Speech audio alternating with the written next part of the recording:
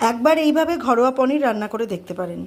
প্রথমেই একটা শুকনো ভাবে কিছু ড্রাই মশলা করে নিন। কী কী মশলা? না ধনে, জিরে, মৌরি, দারচিনি, বড় এলাচ, ছোটো এলাচ। আবার বলছি, ধনে, জিরে, মৌরি, ছোটো এলাচ, বড় এলাচ, লবঙ্গ, দারচিনি।